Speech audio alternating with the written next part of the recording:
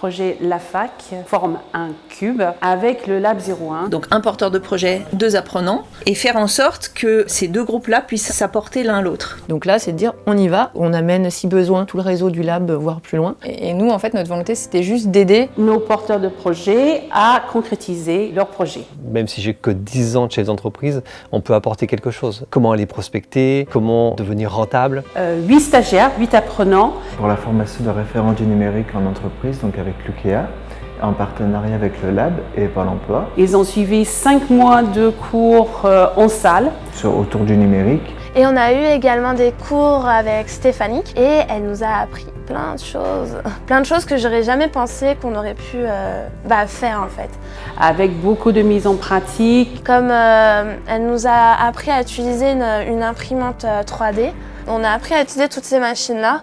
Ça m'a permis de comprendre un logiciel. J'ai entendu parler de la formation dans du bouche à oreille et je suis venu à une réunion d'information et ça m'a vachement emballé, donc je me suis lancé.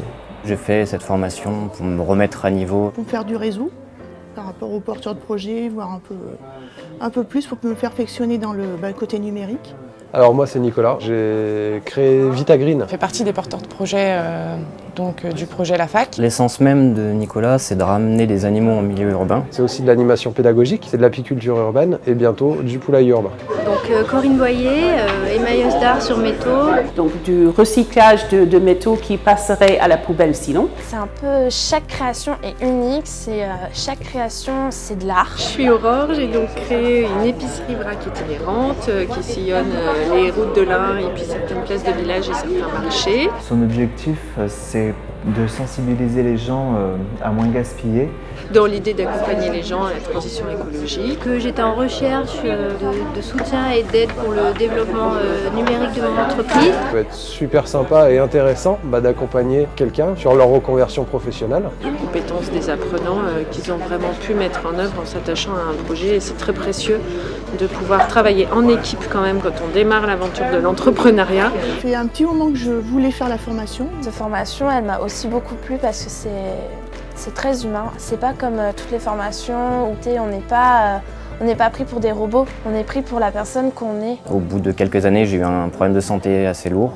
Donc je me suis dit que le numérique, c'était la solution. Quand on m'a proposé d'être le mentor de Nicolas, j'ai dit allez, go, banco, et puis on y va. On vient pas du tout du même milieu, du même monde. Et justement, Nicolas nous montre toutes les facettes de son métier. Et je m'attendais pas à ce qu'on voie autant de choses. Ils ont participé à un projet qui était plus grand que leur propre formation. Justement, la prise de parole en public, oser parler devant tout le monde. On est passé par vraiment des hauts et des bas, mais malgré ces difficultés, je note qu'on a vraiment fait plein de choses. Challenge, un gros challenge. Pas évident, mais on va y arriver. Voilà, je me suis dit, je suis capable.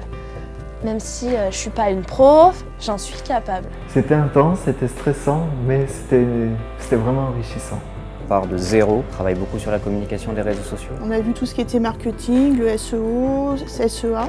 Qu'elle nous a demandé tout en premier, c'est un logo. Donc j'étais hyper contente.